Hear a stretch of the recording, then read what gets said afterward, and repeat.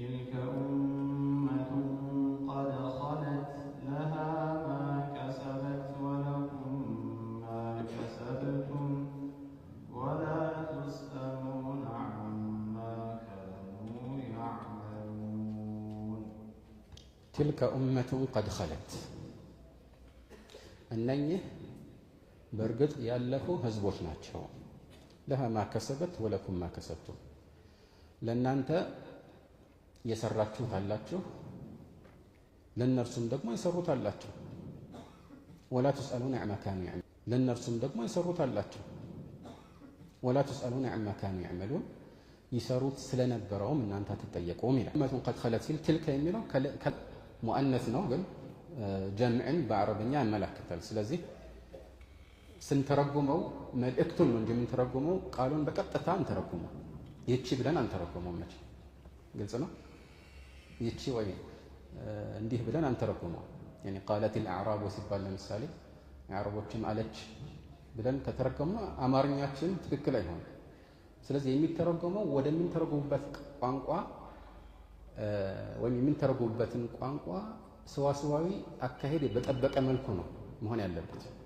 አረፍተ ነገሩን ተገንዝበን ያንን በሚተካ ትክክለኛ አረፍተ ነገር እንተረጉማለን እንጂ ቃሏን ለየ ብቻ እየነጠልን ወስደን አንተረጉም።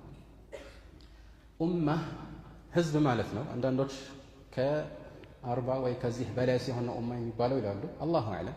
ይህን ያህል ይህን የሚያረጋግጥ ነገር የለም። ግን የተወሰኑት እንዲህ ብለዋል። በቁርአን ላይ ኡማ ከአንድ በላይ መልእክት ይዞ ይመጣል። እንደ አገባቡ ይለያያል። ቋንቋም ይህንን ስለሚያስይዝ ነገር ግን እዚህ ላይ ያው የሚፈለግበት ህዝቦች ማለት ነው። ውስንም ቢሆኑ ህዝቦች ማለት ነው። طيب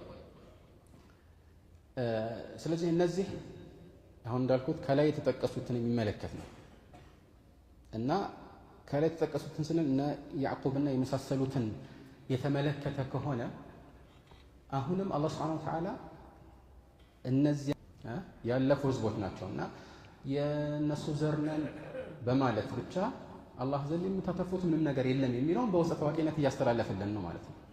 የነሱም ስራ ለብቻ የእናንተም ስራ ለብቻ። ለዚህ ነው ቀጥሎ ማለት ለሃ ማ ከሰበት አላቸው። يعني لهذه الأمة المذكورة ማለት ነው። ለነሱ የራሳቸው ስራ አላቸው። ለሃ ማ ከሰበት። ስለዚህ አላህም የሚመለከታቸው በራሳቸው ስራ ነው። ወለኩም ማ ከሰብቱም ለእናንተም የራሳችሁ የሰራችሁት ስራ አለ።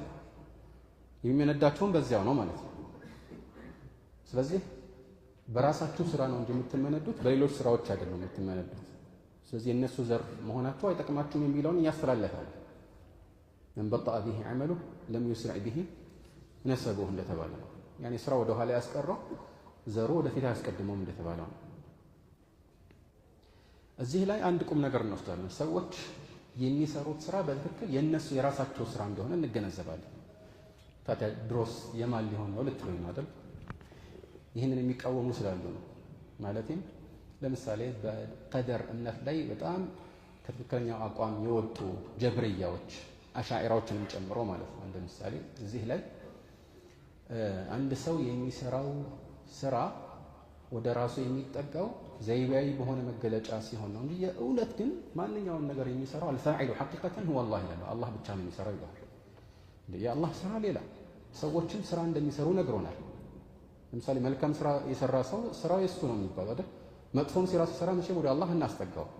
ግን የተምታታባቸው ምንድነው? አላህ ሰዎችንም ተግባራቸውንም ይፈጥራል የሚለውን እውነታ ከዚህ ጋር ቀላቀሉት። መፍጠር አንድ ነገር ነው፣ መስራት ሌላ ነገር። አላህ የሁሉ ነገር ፈጣሪ ነው።